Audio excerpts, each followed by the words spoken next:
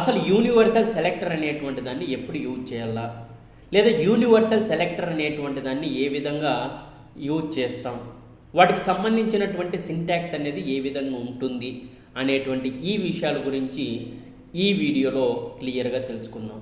First of all, universal selector అంటే ఆ universal selector అనేటువంటి దాన్ని స్టార్ తోటి ఇండికేట్ చేస్తాం.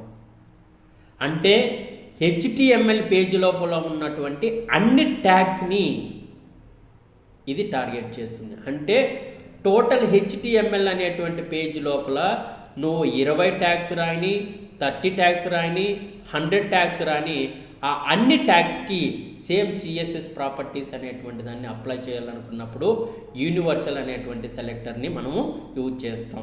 ఒకసారి ఇక్కడ అబ్జర్వ్ చేయండి. ఇక్కడ బాడీ అనేటువంటి ఒక ట్యాగ్ అయితే ఉంది. ఓకే, ఈ బాడీ అనేటువంటి ట్యాగ్ లోపల మనకి ఒకటి కన్నా ఎక్కువ HTML ట్యాగ్స్ అనేటివి ఉన్నాయనుకుందాం. అంటే మనకు బాడీ ట్యాగ్ అనేది ఉంది, డివ్ ట్యాగ్ ఉంది, H1 అనేటువంటి ట్యాగ్ ఉంది, బటన్ అనేటువంటిది కూడా ఉందనుకుందాం. బటన్ అనేటువంటి ట్యాగ్ ఉంది, దాని పేరు వచ్చేసి సబ్మిట్ అనేటువంటిది ఒకటి పేరు అయితే రాస్తున్నా. ఓకే, ఇక్కడ చూడండి, మనకి బాడీ ట్యాగ్ కానీ, పారాగ్రాఫ్ ట్యాగ్ కానీ, డివ్ అనేటువంటి ట్యాగ్ కానీ, H1 అనేటువంటి ట్యాగ్ కానీ, స్పాన్ ట్యాగ్ కానీ, బటన్ అనేటువంటి ట్యాగ్ కానీ, లేదా ఏ HTML ట్యాగ్స్కైనా సరే ఆల్ ట్యాగ్స్కి నువ్వు CSS ప్రాపర్టీస్ని అప్లై చేయాలనుకున్నప్పుడు సింపుల్గా ఈ స్టైల్ అనేటువంటి దాంట్లోకి వెళ్ళి ఒక స్టార్ అనేటువంటి సింబల్ని తీసుకుంటే అది యూనివర్సల్ సెలెక్టర్ అయిపోతుంది.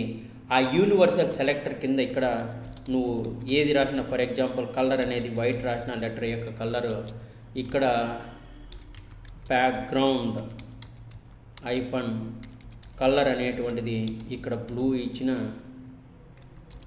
ఇచ్చిన దాని తర్వాత TEXT text ఐపన్ ALIGN align centre అనేటువంటిది అయితే నేను ఇచ్చిన. ఇక్కడ చూడండి, ఇక్కడ బాడీ ట్యాగ్ ఉంది, పారాగ్రాఫ్ ట్యాగ్ ఉంది, డివ్ ట్యాగ్ ఉంది, H1 ఉంది, స్పాన్ ఉంది, బటన్ ఉంది. ఈ ట్యాగ్ నేమ్స్ని ఏమి నేను యూజ్ చేయలే.